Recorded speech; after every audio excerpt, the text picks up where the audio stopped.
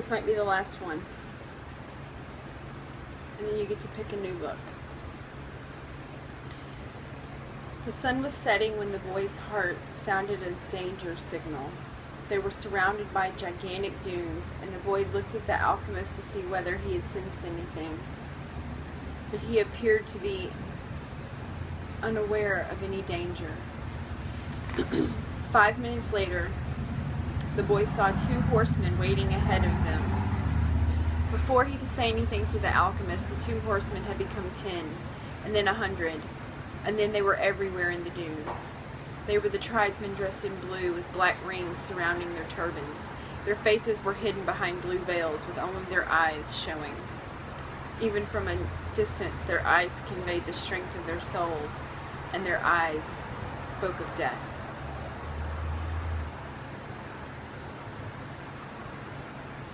Oh, my eyes could never, well, yeah.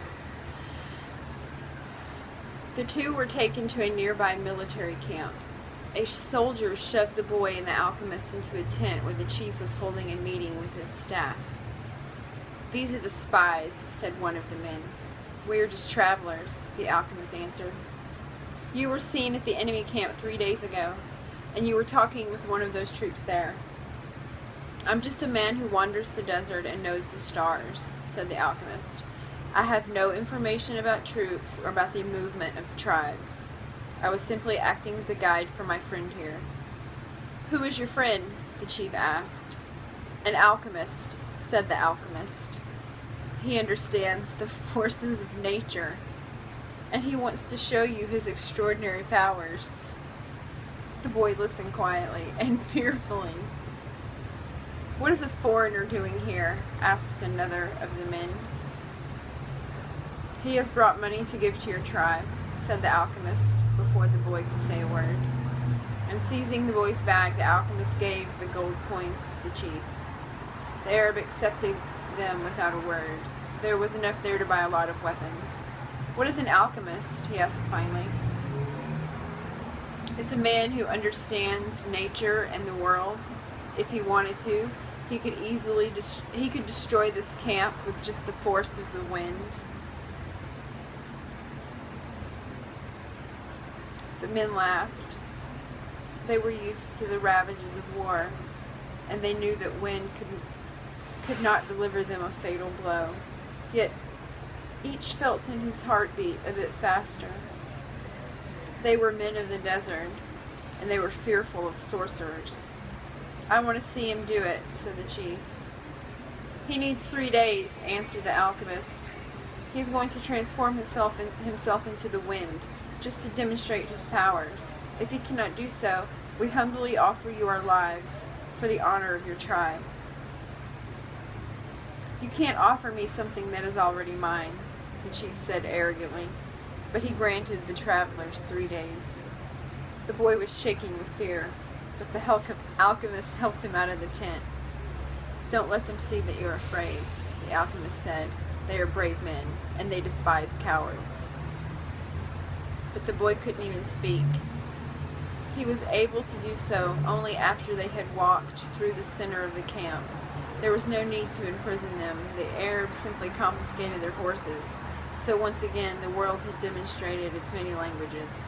The desert only moments ago had been endless and free, and now it was an impenetrable, sorry, I struggle with some words, wall. "You gave them everything I had," the boy said. "Everything I've saved in my entire life." "Well, what, this is true. What good would it do you if you had to die?"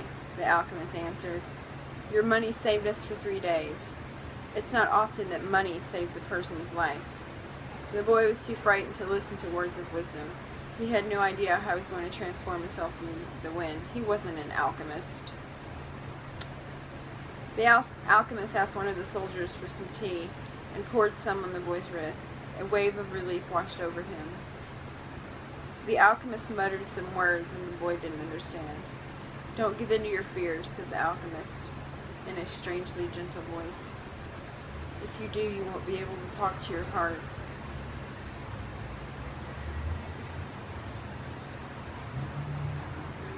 But I have no idea how to turn myself into the wind.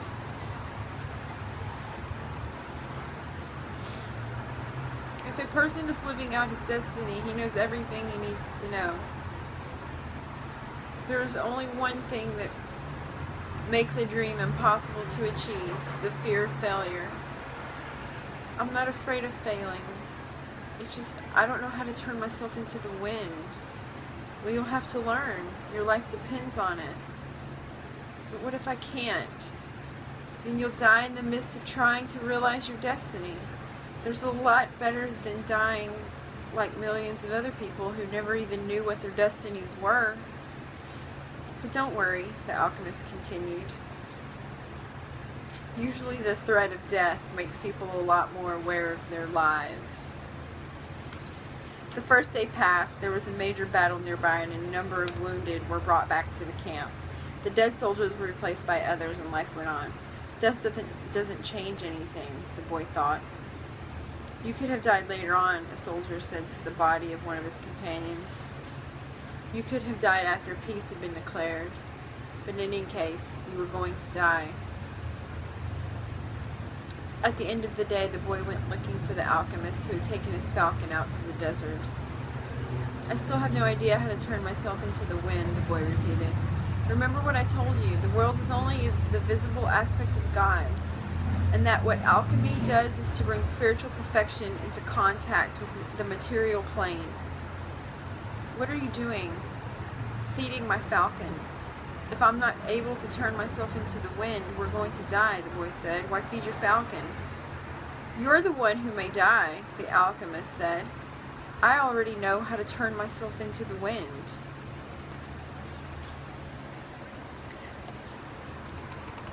Okay, maybe one... Okay. On the second day, the boy climbed to the top of a cliff near the camp. The sentinels allowed him to go. They had already heard about the sorcerer who could turn himself into the wind, and they didn't want to go near him. In any case, the desert was impassable. He spent the entire afternoon of the second day looking out over the desert and listening to his heart. The boy knew the desert sensed his fear. They both spoke the same language. Hold on, let me see how long this is.